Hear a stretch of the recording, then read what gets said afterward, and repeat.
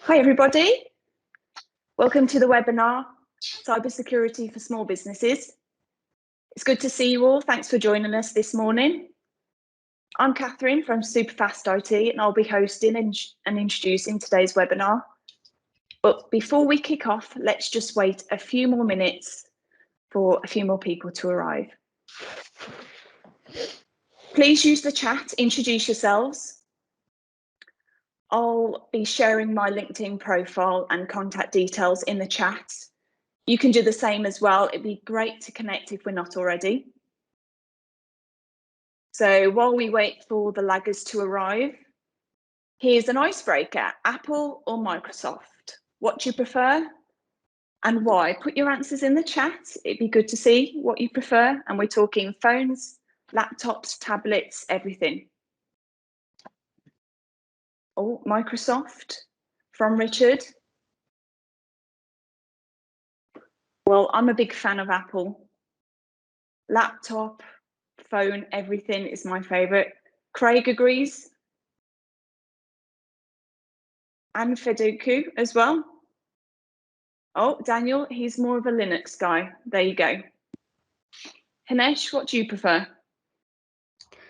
I'm not sure if I'm allowed to give a preference. What I will say is I'm speaking to you off an Apple Mac at the minute, and I've also used Linux in the past too, but I'm platform agnostic, so they're all have features. Firmly sitting on the fence there for you, Catherine. Great. Okay then, I think it's time to begin. So just to begin with, a few housekeeping things to run through. So as I mentioned, please use the chat, post your LinkedIn profiles, say hi to each other. Also, any questions that you have, post them in the chat and they'll be answered in the Q&A later on. We are recording the webinar and we'll be sending a copy over to you early next week. So if there's anything that you miss or you want to look back on, you can take a look through the recording and the slides. Also, let us know your feedback. Tell us what you thought of the event. This is our first webinar, so it'd be really good to hear what future events you'd like us to cover. If there's any topics in particular, whether it's building an IT strategy or you want to know more about data backup. We get a lot of questions about the cloud as well. Why? What's the cost? Does it actually improve my business? So maybe the pros and cons of that. Let us know your feedback. It'd be great to hear. My email address is there, and it's worth noting that all of the links on the slides are clickable, so you'll be able to just click on that. So here's the format for today's webinar. We're kicking off with some intros before James Cash runs through his presentation slides, which includes an easy 3-step plan to improve your business's security, followed by DI Hinesh Mehta and Danielle Healy, who are from the West Midlands Cyber Resilience Centre. Following that, we'll run through our free risk assessment details on how to access that. Then your questions will be answered in the Q&A, and then there's the opportunity to network for those of you that want to hang around at the end of the webinar. We're going to have some breakout rooms that will give you the opportunity to chat to each other and also speak to some of our speakers as well. So let me introduce today's guest speakers. We have James Cash, the founder and MD of Superfast IT, and Detective Inspector Hinesh Mehta, representing the West Midlands Cyber Resilience Centre and the Regional Cybercrime Units, which are both police-led organisations, and they're going to be talking about security for small businesses, and most importantly, how it applies to your business. So by the end of the webinar, you'll understand the dangers of cybercrime and the next steps you need to take responsibility and protect your business. All of which is going to be very practical, feasible and affordable, so you can take control of your security.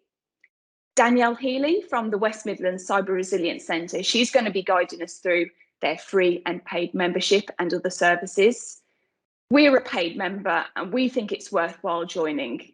The free membership, it's a no-brainer really. It's so important to keep up to date with cyber threats, because they're constantly changing. There are new scans taking place all the time, and there are trends. So you need to be aware of them to not get caught out. So the free membership offers just that. Let me pass you over to James to start with. So is it Apple or Microsoft for you? Well, I think I've got pretty much every Apple device going, so including the AirPods. So I'm going to have to say Apple. Apple all the way. Fantastic. Thanks, James. So yeah, thank you, Catherine. Good morning, everyone. So there's a hidden global army of cyber criminals out there who want to take your money. They want to block access to your own computer systems, hold you to ransom, and steal the money in your bank account. And as if that wasn't bad enough, foreign governments have cyber warfare agents who are targeting UK companies to infiltrate them, steal information, and lay the groundwork for future disruption. The risks to our businesses are severe, and if you implement good cybersecurity practices, you can protect your business by making it a hard target. And that's the question that I want you to keep in mind.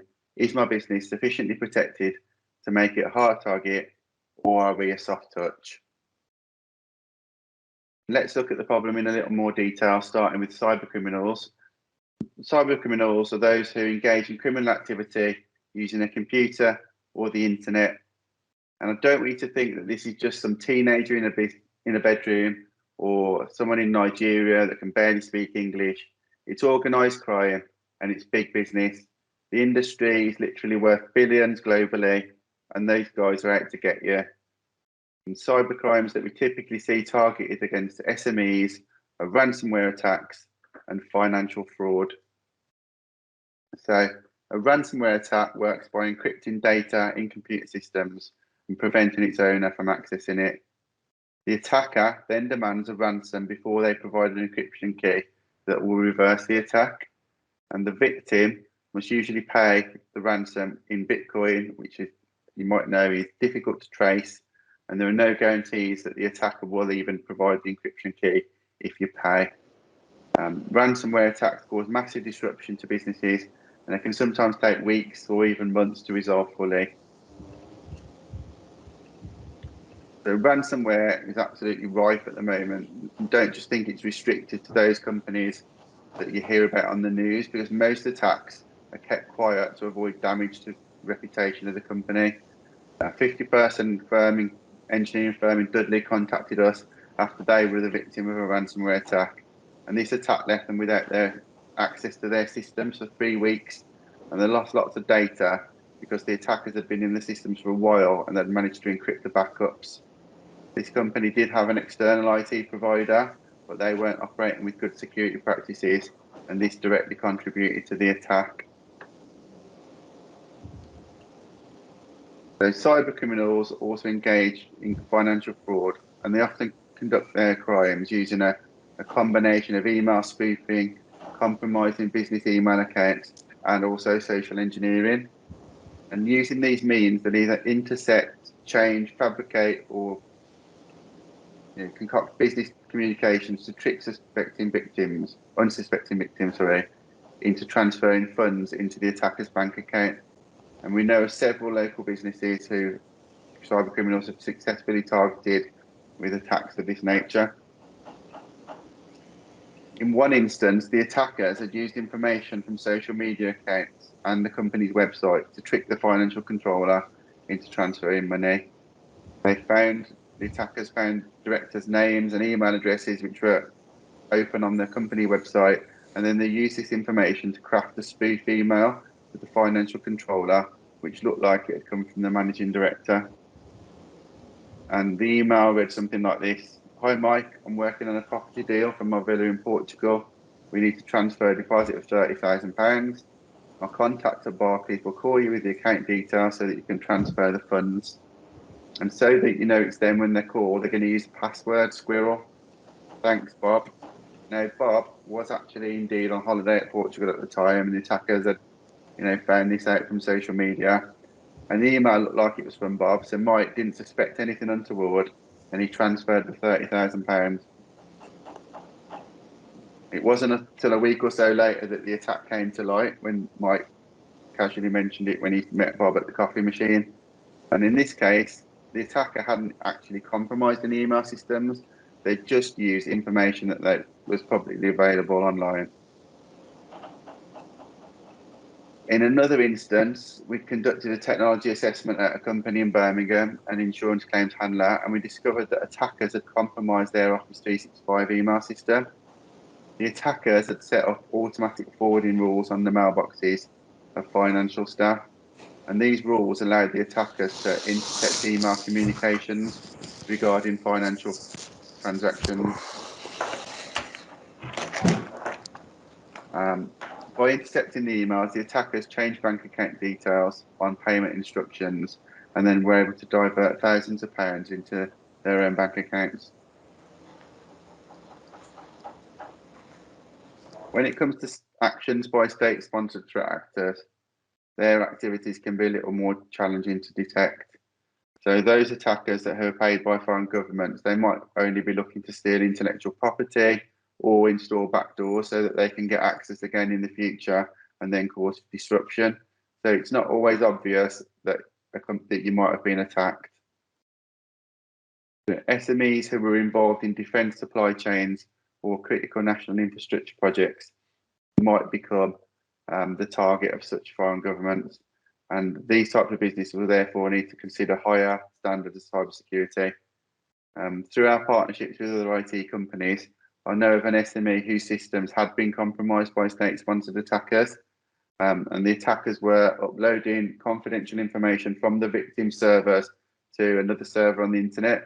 And it was actually the British intelligence services that discovered this attack when they compromised the attacker's server, and then they were able to detect all the people that they'd attacked themselves. And this had been going on for a long time. It was discovered, and they'd uploaded a lot of data. So as we can see, when it comes to cybersecurity, the stakes, they're very high, and the risks include damage to reputation, theft of data and intellectual property, financial losses, regulatory fines, and the ongoing costs of operational disruption, which can be huge in comparison. But we know that cybersecurity seems complex for many business owners, and it can be easy to bury your head in the sand. And that's why we work hard to understand what's going on in the world of cybersecurity and to simplify it for businesses. And we work with more than 60 businesses across the West Midlands at the moment on an ongoing basis to keep them safe. So we've got a simple plan for business owners that you can follow. And step 1 is to understand the threats. Step 2 is to identify the risks to your business. And step 3 is to implement appropriate security controls to mitigate those risks. And to get started, we're offering you with a free risk assessment, and you can schedule a call with us at www.superfast-it.com/WMCRC. So after working with us, we're confident that you'll have all the security controls in place that you need to protect your business, to make it a hard target, and then you can crack on with your day job, growing your business, and serving your customers. And my final point is to say, don't bury your head in the sand over this.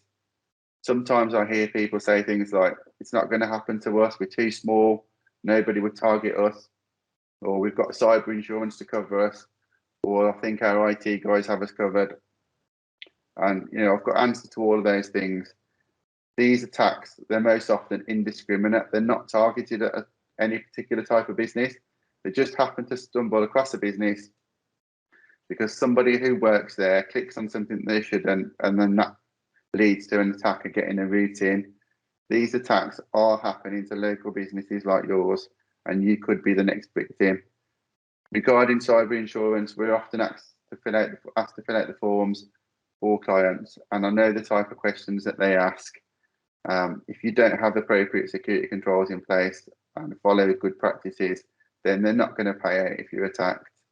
They'll be okay to sell you the policy, but it's unlikely to pay out. And for those who think their IT guys have got you covered, well, hopefully they have. But we come across a lot of instances when we do technology assessments where IT companies they're not doing what they say. You know, weak passwords are in place, firewall ports open to the internet, systems unpatched, antivirus software missing from machines. You know, the list goes on. But if you implement good cybersecurity practices, you can protect your business by making it a hard target. But you need to ask yourself, is my business a hard target for cyber criminals, or, you know, might we be a soft touch? To take advantage of the free risk assessment, you can schedule a call with us at www.superfasthit.com/WMCRC, and you can click on that link on the screen now, and we'll show you that again later. So thank you, James. We'll be recapping how to access that free consultation, one of those 3 important steps to securing your business, a little later on. Now let us switch over to DI Hinesh Mehta from the Regional Cybercrime Unit and Danielle Healy, the Memberships Manager at the West Midlands Cyber Resilience Centre. Hello and good morning, everybody. Thank you very much for the invitation to present to you this morning. Really pleased to tell you a little bit about the work the police are doing and what the Cyber Resilience Centre is doing in this area. So firstly, just a quick introduction to myself. As you can see there, Hinesh, I work on the West Midlands Regional Cybercrime Unit. I'm a serving police officer. I've been in the police now for 18 years. Before joining the police, I was actually a software developer. So I've always had an interest in technology and sort of the progress that's been made in the last sort of 20 years or so. And I've always kept an eye on technology. So I've done a number of things in and around computers, phones within the police. And that's led me to my current role, which is heading up the Regional Cybercrime Unit.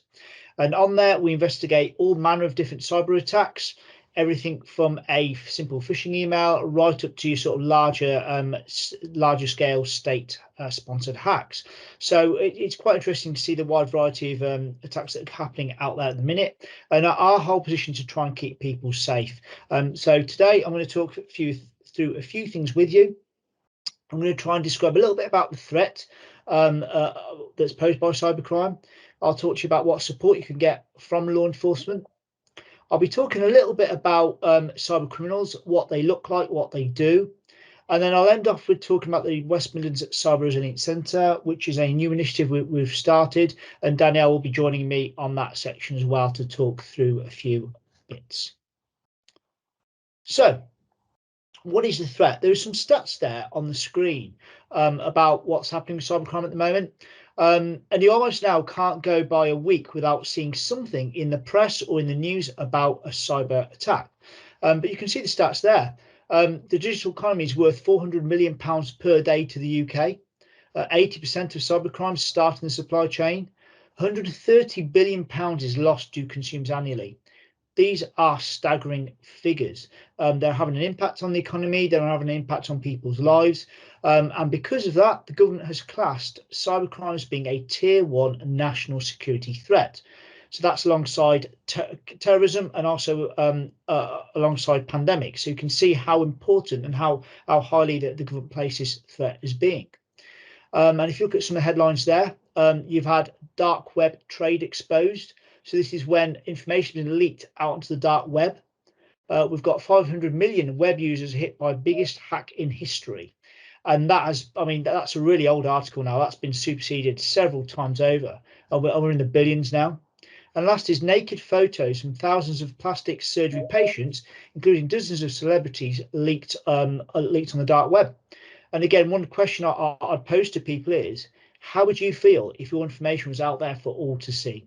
What information do you hold that could leave you vulnerable? So in the midst of all this threat, we as law enforcement need to work in partnership with the private sector. We need to work in partnership with different organisations. And that's one of the main reasons why I'm here today to present to you. So just a quick quote I'll start with. This is a few years old now, but I think it's still really relevant to what we're trying to do. And it says the cyber arms race is likely to be an enduring challenge, and an effective response requires collaborative action from government, law enforcement, industry regulators, and critically business leaders. And the reason why the collaboration part is so important to us is because we as a police service cannot arrest our way out of this.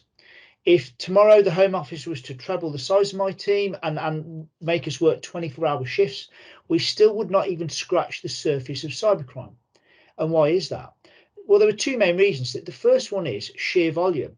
If I was to ask everybody on this call today who here has received a phishing email, I'm almost convinced I don't even need to ask the question that everybody's had that email. Well, that's an individual crime. So if everybody used to report that to us, and we investigated each single one, it would literally topple the police service. So volume is a big issue. When you then add on to that complexity of jurisdiction, where are these offenders located? A lot of them are located in countries that are not friendly with the UK. We cannot use our traditional investigative tactics in those countries. That makes life really hard for us. Hence why we need to try and stop people from becoming victims in the first place, rather than try and solve the problem later. And that's why the collaborative bit is really, really important. So just a quick run through of different agencies that are operating around cybercriminality in the UK. And you can see we've got five main organisations. The first one is the NCA, the National Crime Agency. And their role within this is to be a body that coordinates our UK-wide response.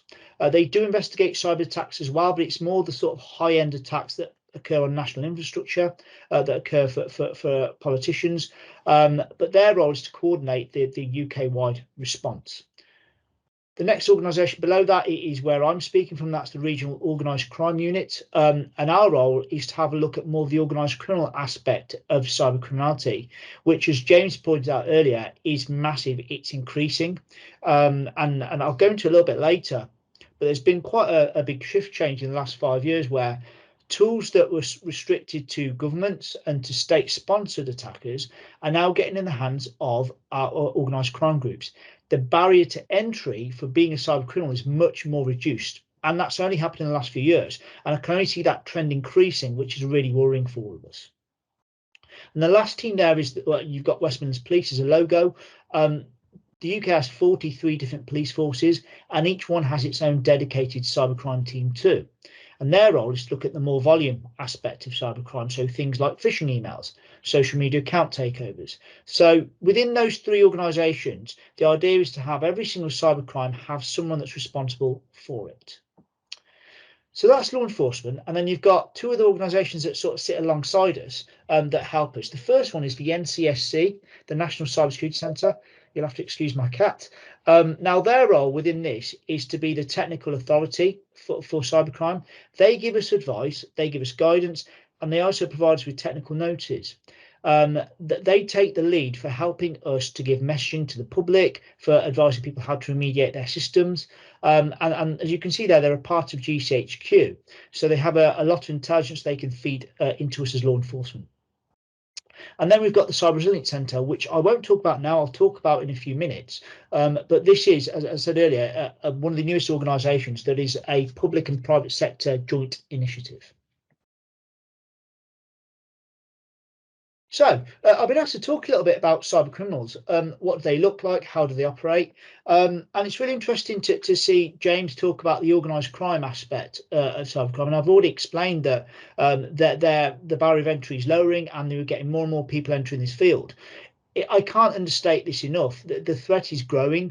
Cybercrime is truly a borderless crime. You don't need to be sat in the West Midlands to commit an attack against West Midlands business. You can be anywhere in the world. And I know that goes without saying, but when you add the fact that actually to get access to these technical tools is really easy, that creates a real problem for us. You know, James also talked about ransomware. And again, that is one of the biggest problems that we have right now in the UK. Ransomware is tearing businesses apart. And again, I can't understate that enough. Much of that is led by organised crime groups. There is an investigation ongoing at the moment with a small business in the West Midlands, and they've been closed now for 8 days. And it's causing them so much hardship. And we're really trying to work with them to get the problem solved. But please don't underestimate the impact it's going to have on that individual business at a time of a pandemic.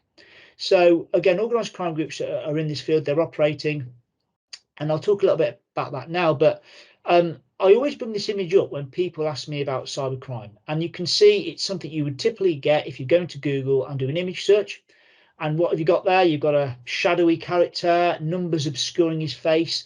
it almost creates a little bit of a mystique around cybercrime. And I think it's unhelpful, because I think some people or some businesses believe it won't happen to me. It's so far removed from me that it's not going to happen.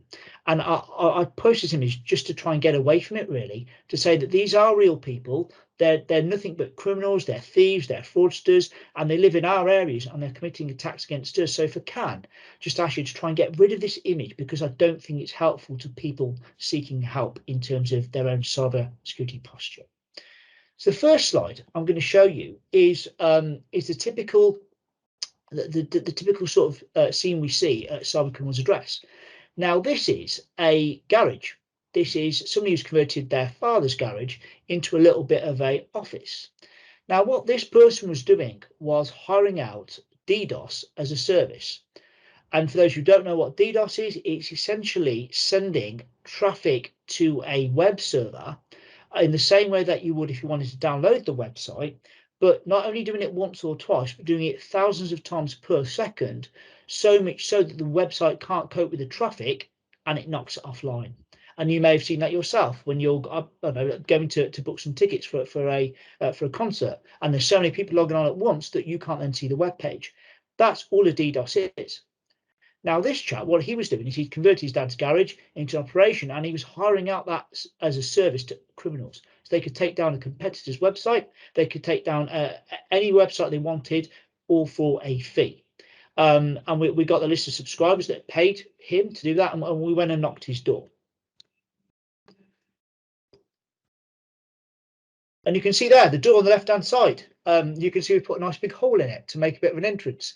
We didn't want him to destroy any evidence. And there's one of our fine officers that's also doing an examination of his computer. Now, when you look at cybercrime as a business, you think about what these people are hoping to gain. Well, this is the criminal here, Grant Manser. And you can see some of the figures there. 13,500 users of his site. He was operating across 100 different countries, and he committed 600,000 different types of attacks. Now, as a business, looking at it from his perspective, they are good figures. And this was just a kid operating his dad's garage. Cybercrime is a real risk. It's here, it's right now. And I'd really encourage you not to be that ostrich that James showed you earlier, and take advantage of services that are on offer right now. It's far better to be protected at the outset rather than be a victim later. So I'm going to talk a little bit now about the West Midlands Cyber Resilience Centre, what it is and what it's trying to achieve. I've mentioned already a few times, but it's a collaboration between the government and the private sector. And the reason why we're doing this is purely for small and medium businesses. Over time, our criminals have become very savvy. They've realised that big businesses actually have really good cyber protection. They'll most usually have their own in-house IT department. They'll usually have the funds to put the wheel back on if they are attacked. Unfortunately, our small businesses just don't have that luxury. So our criminals know this. And when you add on top of that the fact that to hold data in the cloud, for example, is a lot cheaper than it's ever been. The introduction of virtualization technology means the ease to access things is so much easier, but the data that they hold is getting more and more, and the value is the same as if they were going to a big company.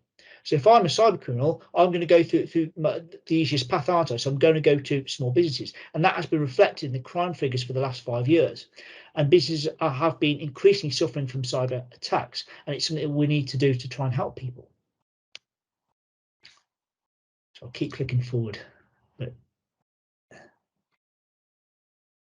one of the first things I want to talk about is free core membership. Thank you to Catherine for talking about that earlier on. But for me, again, this is an absolute no-brainer. We can sign you up to this, and there's no obligation whatsoever to take part in anything paid. In fact, the large bulk of our members are free core members, and they get a great level of service from us. It's a simple registration. Let us know we can get you signed up. What do you get for that free core membership? Well, you get a few things. The first one is access to the latest national cybersecurity guidance. If there's anything that comes out, you'll be the first to know about it. You have access to a board toolkit to help you design exactly what you can do in terms of your own personal business around trying to stay protected. And you'll also get access to exercise in a box, which is a little exercise you can do within your own business to try and test how prepared you are for a cyber attack. Some really good bits of information there. You will get access to a regular newsletter that's produced by our own department, talking to you about the latest news, the latest attacks, again, to try and stay one step ahead. And lastly, you'll have a 30-minute consultation with someone from the CRC, the Cyber Resilience Centre, to talk through your own business. What is your network like? Where could your vulnerabilities be? And this is a no obligation, completely unbiased chat with someone from the CRC that can help you identify where you might be vulnerable and how you can actually solve that as being a vulnerability within your business. So that's some information about the West Midlands Cyber Resilience Centre. Thank you very much for listening to me. I'm going to pass you on now to Danielle Healy, who is a Membership and Service Advisor from the CRC. Thank you so much, Hinesh. So good morning, everyone. Thank you so much for joining us. So first things first that we want to talk about within the Cyber Resilience Centre is Cyber Essentials. Now, Cyber Essentials, think of it as kind of your data as a house, okay? Cyber Essentials goes, have you locked your door? And you go, yeah, I've done that, definitely. Right, okay, brilliant. You've said what you've done and we believe you've done it, so yes, you've passed. Cyber Essentials Plus actually proves it. So you go, have I locked my door? And you go, yeah, I've definitely locked my door. Well, actually, I've checked your back door and you've left it open. So unfortunately, no. So Cyber Essentials Plus proves what you've done, okay? It's a management standard that is very much becoming more prevalent within businesses at the moment. Things like tendering, you are more times often than not required to have Cyber Essentials. Now, we have a trusted partner network within the Cyber Resilience Centre of IASME certified accreditors. And what that means is if you are on that journey for Cyber Essentials, being the trusted nexus that we are, we're able to refer you to our trusted partner as such. Thank you so much for listening. That's our presentation in terms of the West Midlands Cyber Resilience Centre. I have put my LinkedIn details in the chat, my email's in there, and the free call membership. But if you do have any questions, please do put them in the chat. Thank you.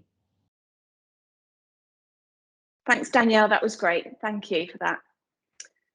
So in James' 3-step plan to becoming secure, well, James and Hinesh have covered about the threats. And the second step is to identify the risks that are specific to your industry and your business. And this can be gained through doing a security audit. James, how would we access the free risk assessment? That is essentially a security audit. What are the next steps and what should you expect? So you can go into the page that's shown there. You can book a meeting with myself and then I'll speak to you on the phone. So we'll be looking at what's the kind of information assets do you have in your business? What are the threats to those assets? What are the risks?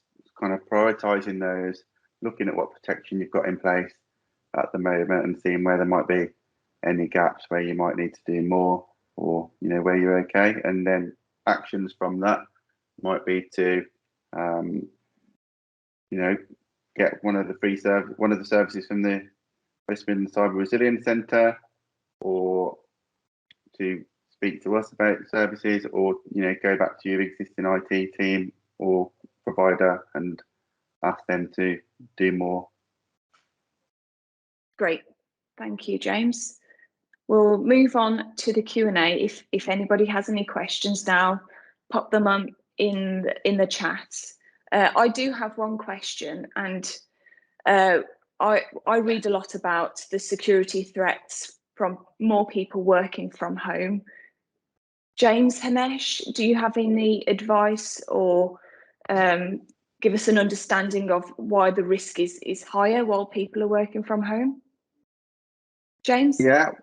Yeah, well, obviously, before the pandemic, most people were contained within the secure network of the business, and they were using business machines, and those machines would be subject to the controls that big companies have got in place, and all the data would be contained within that network. And most typical SMEs now, obviously, COVID's changed all that, and quickly people went to work from home.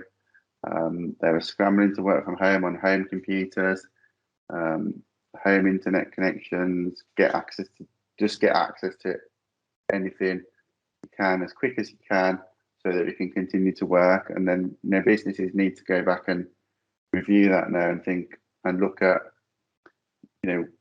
where might what other threats might there be, and what risks are there, now that we've got people working remotely, and those could be other people overseeing data, lower standards of security on remote systems. Vulnerabilities might have been opened up just to facilitate remote working. Data might have been moved to the cloud without thinking about the security of that. So there's a lot of stuff to consider, really. Hinesh, is there anything you'd add to that? Yeah, I think James has covered most of it, but yeah, just to highlight that it's been a real issue. I mean, if you look at what's happened with the pandemic and everybody suddenly out of nowhere having to work from home, where does the threat come in? We were talking to a company only yesterday that they had to send everybody home last year during the pandemic, not an issue, and they found they couldn't remote dial in. So what do? They open up all the ports, including the RDP port, which for those who don't know, RDP port vulnerabilities are massive. It's one of the main ways that hackers could get in with relative ease. And they were attacked off the back of that. It did take them a few months to realise they were attacked, but they did unfortunately get attacked. So that's one of the issues, is the sudden change to work from home. The other issue is also using certain services. I started off saying that was platform agnostic, but it goes without saying that Office 365, Business 365 has been a really good tool that businesses have used to try and carry on working. But do people know that actually by using 365, you don't necessarily back up your data? So if you are hit by an attack, you may not necessarily have a rollback to go back to. It's little things like that people need to be more aware of. And it's one of the main reasons why we've created the Cyber Resilience Centre, because small businesses are trying to run a business. They're trying to generate revenue, to manage client expectations, to provide a service. Cybersecurity has almost crept up on businesses, and the complexity, I'm talking about 365 and RDP ports and all this sort of stuff. Are people expected to know that? Well, they're not, are they? So that's where we can come in and try and help people. But yes, there is absolutely threat to home working, and hopefully having some knowledge, awareness, take advantage of the services that are out there will really help you. Great, thank you, Hinesh. And we have one more question. Do you need to consider cybersecurity on phones and tablets as well as computers? James? Yeah, absolutely. I mean, Danielle mentioned Cyber Essentials, and it's part of the Cyber Essentials framework, which is really the minimum level of security that businesses should be aiming for. That covers mobile devices. They need to be if you've got business data on them, they need to be kept up to date with the latest versions. If they're Android, you need security software on there. You need to think about restricting certain applications. If you use Microsoft 365, some of those plans will allow your IT people to manage those devices and set policies to ensure that people have passcodes, encryption, that they're not jailbroken, and it also gives you the ability to wipe company data off those devices if they're lost, stolen, or the person leaves the business.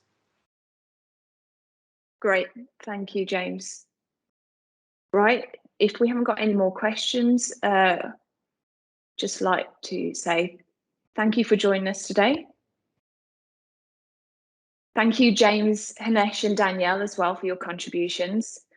For those ready to network, hang on fire. For those that are leaving us, thank you for joining us. A copy of the presentation, the recording and the slides will be sent to you early next week, and you can refer back to them.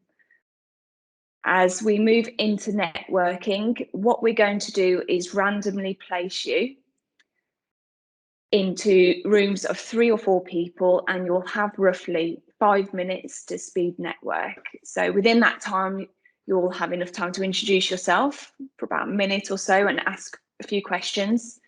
James and Danielle and Hinesh might be staying on for a bit longer, so you can ask them questions as well. So let's get this started. It does take just a few moments to set things up.